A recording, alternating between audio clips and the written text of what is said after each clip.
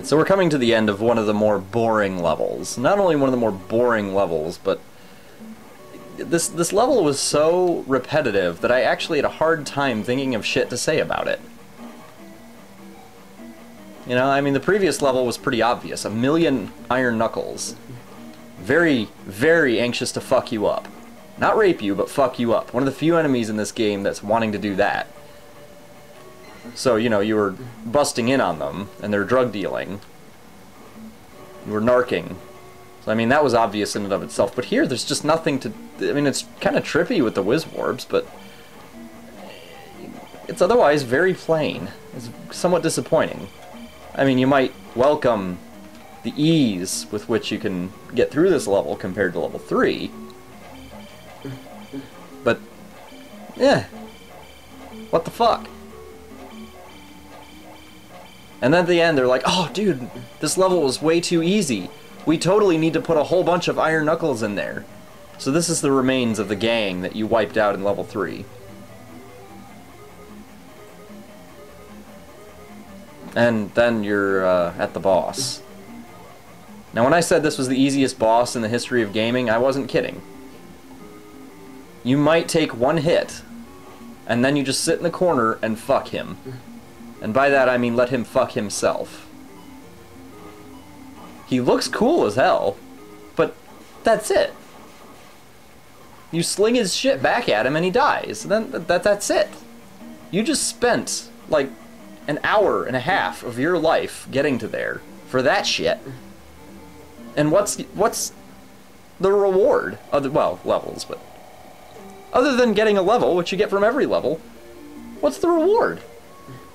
You found out that Nintendo was totally ripping off of its own franchise, Castlevania, with those flying head dudes being a replacement for Medusas. The most annoying, godforsaken enemy on the planet. Flying up and down in filleting motion, desperate to knock you into a pit.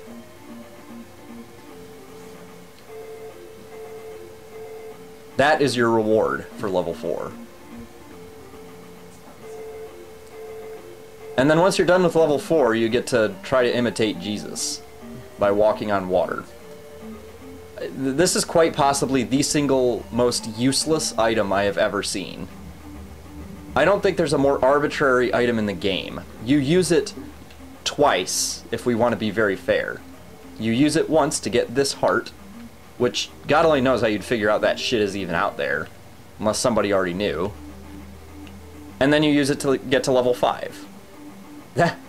And that's it. That's what the Jesus move is for. Sure, you can get back into level 4 where you got that shit a little bit easier, but that's it. Useless. I repeat.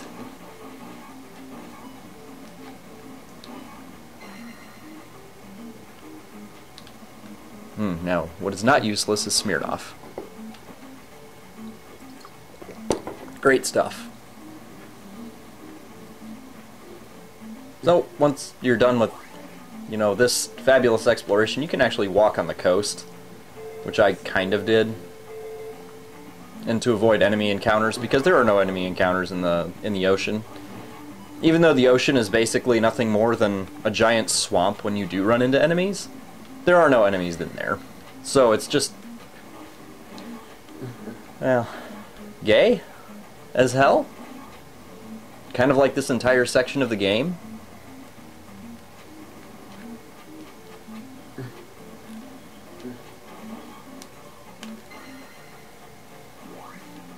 Now here I was looking for specific item drop. I believe it's an experience bag is on this coastline. And, well, I got more experience killing shit trying to find it than I did from actually getting the damn thing. So I'm not sure how useful this ultimately was to me.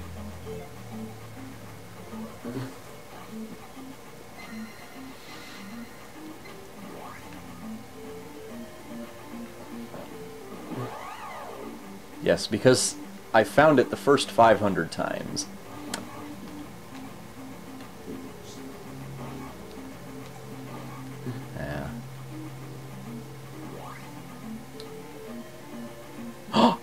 And there it is! The one spot I didn't fucking walk. Oh. No, it isn't. I thought it was. Okay, well. So it's here. So I missed it by a second. Oh well. What is it? It's not a heart. Oh god, no. All that shit for an experience drop. Sure, it's a little bit of experience you don't need to get from enemies, but the time I wasted getting the damn thing, well, I could have gotten the same amount and more in a different area.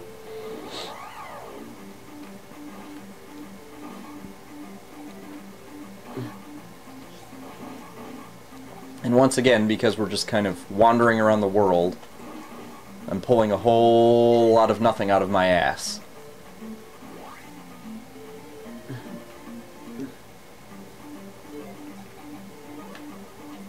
Yeah, I don't remember what was in here at this point. It's been a little while since I did this, and, well, every cave looks the same in this game.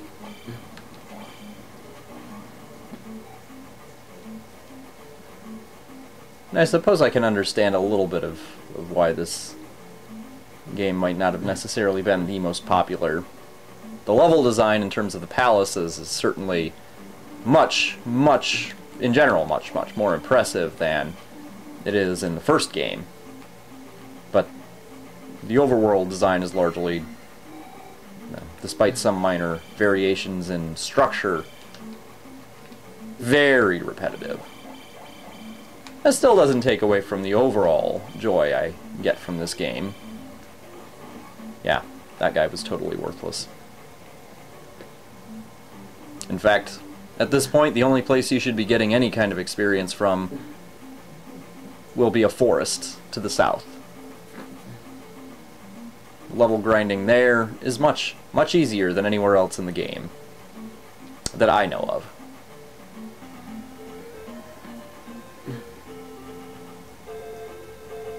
Now from here, we go straight to level 5.